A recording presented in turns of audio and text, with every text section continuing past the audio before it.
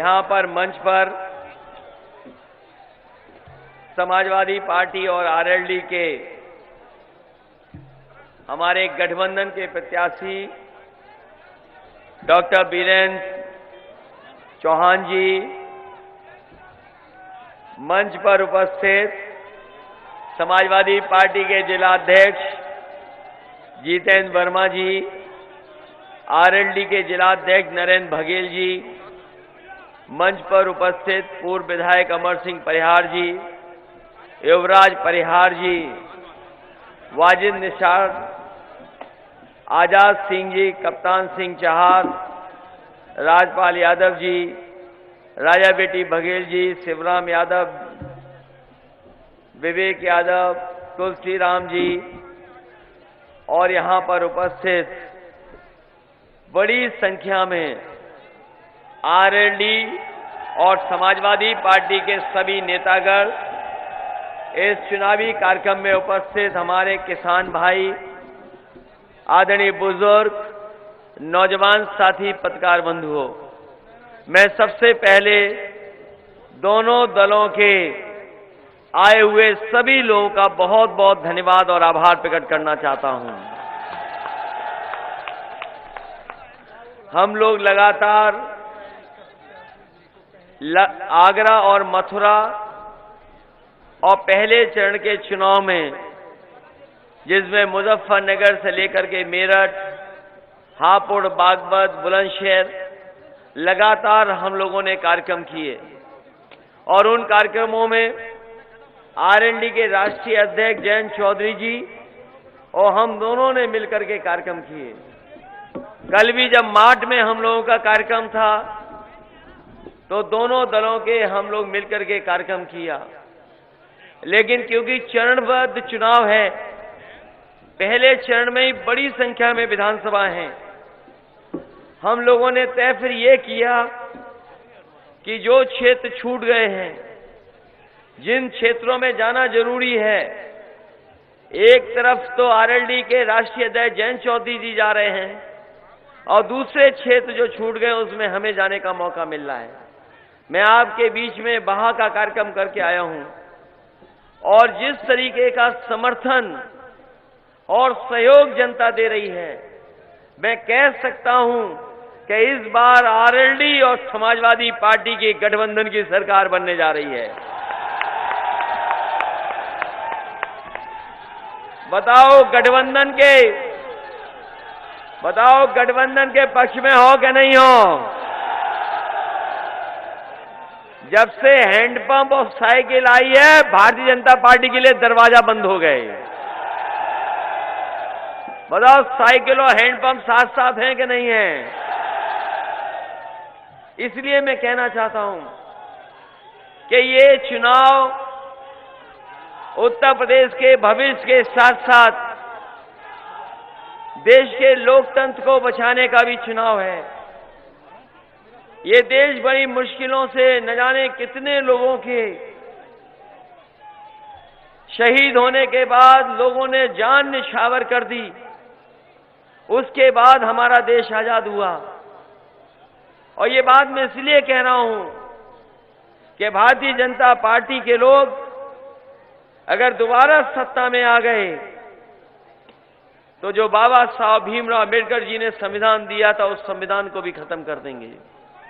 इसलिए उत्तर प्रदेश के भविष्य का चुनाव है, लोकतंत्र को बचाने का चुनाव है और बाबा साहब का दिया हुआ संविधान, उसको बचाने का चुनाव है। 4.5 साल और लगभग 5 साल गुजर गए। बताओ क्या विकास हुआ? ये सबसे बड़ा सवाल है। जिन लोगों को जनता ने समर्थन दिया, जिन लोगों को जनता ने समर्थन दिया कि हमारे किसानों की आय दोगुनी हो जाएगी, यहां जितने लोग मौजूद हैं ये किसान बैठे हैं और किसान के बेटे खड़े हैं। बताओ आपका क्या भविष्य बना है? क्या किसी किसान की आय दोगुनी हो गई?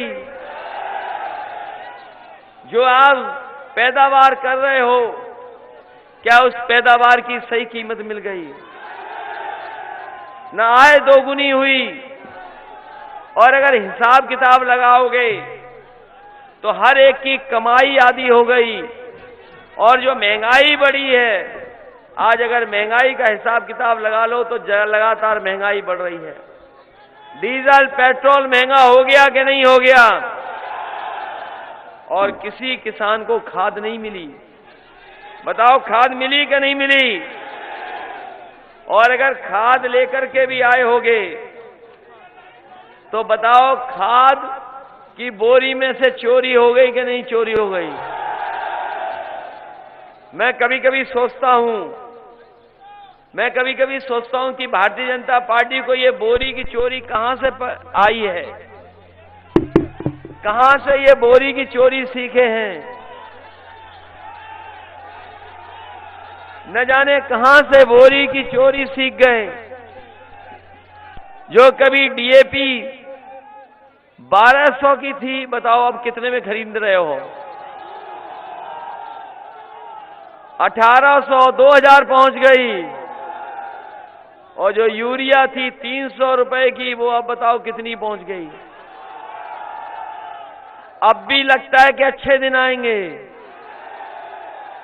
और यही भारतीय जनता पार्टी के लोग कहते थे कि हवाई चप्पल में बैठने वाले हवाई जहाज में बैठेंगे।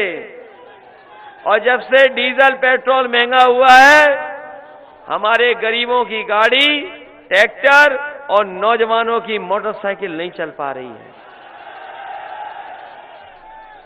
इन लोगों ने लगातार महंगाई बढ़ाई, बैंकें डूब गईं।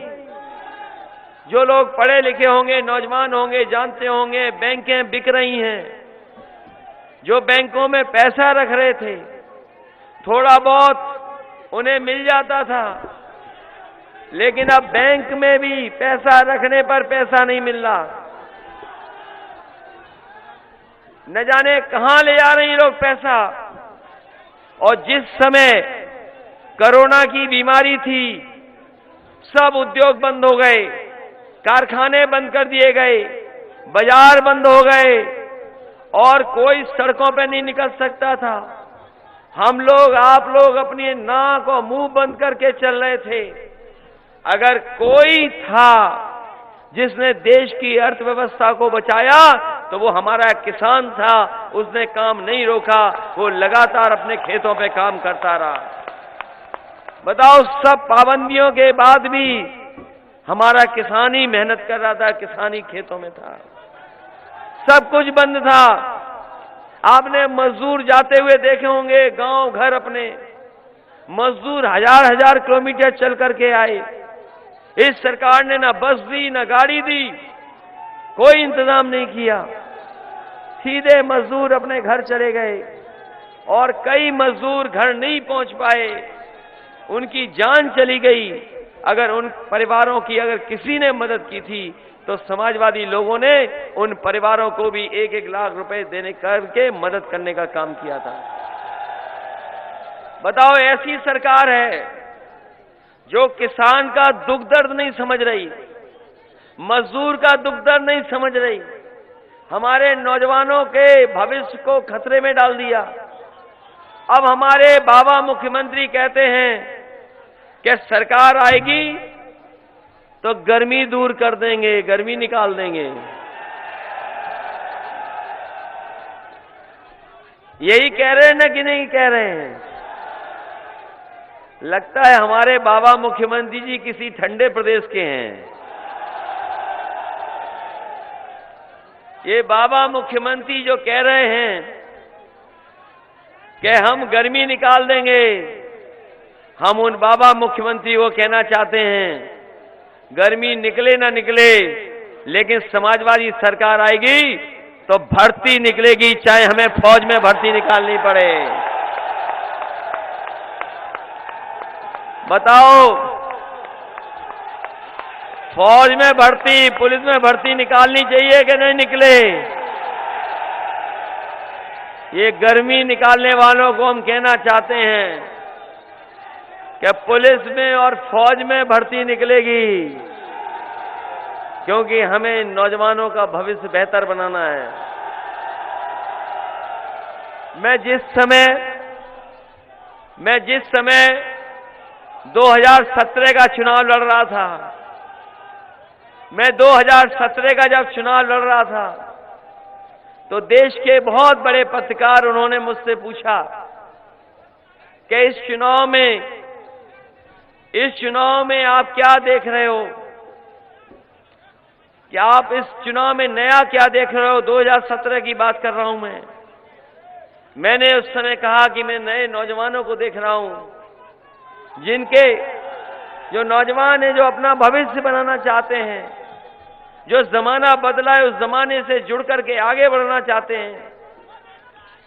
जब उस पत्रकार ने पूछा कि आप क्या चीज देख रहे हो चुनाव की रैलियों में, मैंने कहा कि चुनाव की रैलियों में जो मैं देख रहा हूं, वो नौजवान जो मुझे दिखाई दे रहे हैं, वो आज अपने पैरों के पर चलना चाहते हैं, अपना भविष्य बनाना चाहते हैं। और मैं देखता हूं उनका पहनावा कितना बदल गया है, कि जितने नौजवान हैं न जाने कहां से सीख के आए कि नीली जींस पहननी है। मैं अभी सड़क पे देख रहा था और जाते हुए देखना बुजुर्ग भाइयों, ये नौजवान नीली जींस पहन करके चल रहे हैं। इनका पहनावा बदल गया, इनके हाथ में मोबाइल है, ये दुनिया को समझते हैं, दुनिया की जानकारी रखते हैं। शायद ये 10-15 साल पहले जमाना नहीं था।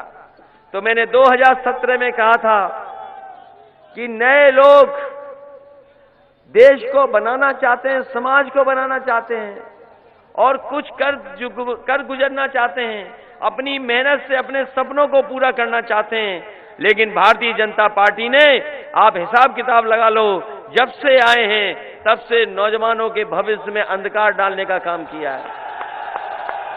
और ये बात मैं इसलिए कह रहा हूं कि 2017 में नोटबंदी की थी, याद है कि नहीं याद है? और उस समय में भी आया था, उससे हमारी दूसरी प्रत्याशी चुनाव लड़ रही थी। यही लड़ रही थी। मुझे याद है कि उस समय ये चुनाव लड़ रही थी और मैंने उस समय भी कहा था सभा में कि हमारा रुपया काला सफेद नहीं होता, हमारा लेन देन काला सफेद होता है। बताओ, रुपया बंद होने से क्या काला बाजारी भ्रष्टाचार खत्म हो गया? बताओ, बीजेपी ने यही तो कहा था कि नोटबंदी हो जाएगी तो भ्रष्टाचार खत्म हो जाएगा, नोटबंदी हो जाएगी तो काला धन वापस आ जाएगा, नोटबंदी होगी तो आतंकवाद खत्म हो जाएगा। बताओ कितना भ्रष्टाचार खत्म हुआ। जब पुलिस पर 100 नंबर था, जब पुलिस 100 नंबर था, तब तो पुलिस ठीक थी। लेकिन जब से पुलिस का नंबर भी 112 कर दिया, पुलिस को भी पूरा कबाड़ा कर दिया बाबा जी ने। बताओ, कबाड़ा हो गया कि नहीं हो गया? और ये क्षेत्र तो आलू का क्षेत्र है, कोई खेत ऐसा नहीं जिसमें आलू ना रखा जाता हो, है आलू का क्षेत्र के नहीं है। और याद करो, जब सरकार बनी थी इन्हीं बाबा मुख्यमंत्री की, तो इन्होंने कहा था कि चाहे हमें सरकार से आलू खरीदना पड़े, हम आलू खरीदेंगे। बताओ, किसी का सरकारी आलू खरीदा गया हो तो बता दो। और हम समाजवादी लोगों ने आलू ले जाकर के मुख्यमंत्री के आवास में फेंक दिया। जिसको भेजा था किसान को, वो मुख्यमंत्री का आवास भूल गया, तो न केवल उसने आवास में डाला, वो गवर्नर साहब के यहां भी आलू डाल के आ गया था। उसे दिखाई दिया कि ये बड़ा घर है, बड़ा बंगला है, शायद यही मुख्यमंत्री रहते होंगे। आलू वहां भी फेंक दिया, और इसलिए फेंक करके आए थे कि कम से कम मुख्यमंत्री समझ लें कि आलू का किसान, हमारा काश्तकार, हमारा कारोबार करने वाले की ये सरकार सुध ले। लेकिन अभी भी आलू को लेकर के कोई बड़ा फैसला सरकार नहीं कर पाई। मुझे बताया मंच पे कि बीजेपी के आए थे तो उन्होंने क्या कहा था कि कोई कारखाना लगाएंगे? हैं? ये भारतीय जनता पार्टी के बड़े बड़े नेता आए थे, वो ये कह रहे थे कि पोटैटो का प्रोसेसिंग प्लांट लगाएंगे। हमें तो लगता है इस क्षेत्र में तो लगाए ना, बीजेपी वालों ने अपने घर में प्रोसेसिंग प्लांट लगा लिया है। इसलिए जब कभी आलू सड़े तो ट्रैक्टर में भरना और उनके घर पे भेज देना जाकर के। ये क्षेत्र से लेकर के कन्नौज और फर्रुखाबाद वो इलाका है जहां सबसे ज्यादा आलू पैदा होता है। उत्तर प्रदेश का सबसे ज्यादा आलू अगर कहीं पैदा होता है तो आपके क्षेत्र से लेकर के कन्नौज और कानपुर देहात तक पैदा होता है। चाहे वो फर्रुखाबाद हो, कन्नौज हो, फिरोजाबाद हो, आपका एतमादपुर हो, या आपके इस इलाके का जो आलू है सबसे अच्छा आलू माना जाता है। खंदौली का सबसे अच्छा आलू माना जाता है, फिरोजाबाद का अच्छा आलू माना जाता है। और न केवल खंदौली के आलू का परिचय केवल यहां नहीं है, देश में हर जगह आलू यहीं का पहुंचता है और लोगों के बीच में यही खाने को मिलता है। इसलिए मैं आपको कहकर के जा रहा हूं किसान भाइयों, चाहे हमें आपके सिंचाई की बिजली फ्री करनी पड़े, समाजवादी सरकार बनेगी तो बिजली आपकी फ्री होगी, आपको पैसा देना नहीं पड़ेगा। सिंचाई पहले भी फ्री थी, सिंचाई की बिजली फिर फ्री होगी और घरेलू बिजली 300 यूनिट फ्री देने का काम भी समाजवादी सरकार में होगा। और आलू को लेकर के हम पिछली बार तो नहीं कर पाए थे। रुक जाओ भाई, अच्छी बात बताऊंगा मैं। पिछली बार आलू को लेकर के मैं एक बहुत बड़ा कारखाना लगाने जा रहा था, लेकिन समय कम था और जब तक हम लगाने के लिए तैयार हुए तब तक हम लोगों को मौका नहीं मिला, सरकार चली गई। इधर मैंने देखा है कि शराब पीने से लोग मर जा रहे हैं। अभी कुछ दिन पहले रायबरेली में मरे थे, कुछ दिन पहले लखनऊ में भी मरे थे, कुछ दिन पहले अलीगढ़ में मरे थे। और अलीगढ़ में तो ऐसे भी जान चली गई कि जो खराब वाली लाते थे शराब, वो कहीं नहर में फेंक के चले गए। जो दूसरे आए उनने पी ली तो वो उनकी भी जान चली गई। इस फतेहाबाद में भी लोगों की जान गई। इसलिए मैं आपसे कहना चाहता हूं, क्योंकि बीजेपी के लोग इसका न जाने क्या क्या निकालेंगे मतलब, और मतलब न जाने क्या निकालें। लेकिन जब मैंने जानकारी की थी, इधर हमारे पत्रकार साथी जानते होंगे कि पहले वोडका का जो मार्केट शेयर था वो 2% है, लेकिन जब से बीजेपी की सरकार आई है वोडका पीने वालों की भी मार्केट बढ़ गई है। इसलिए,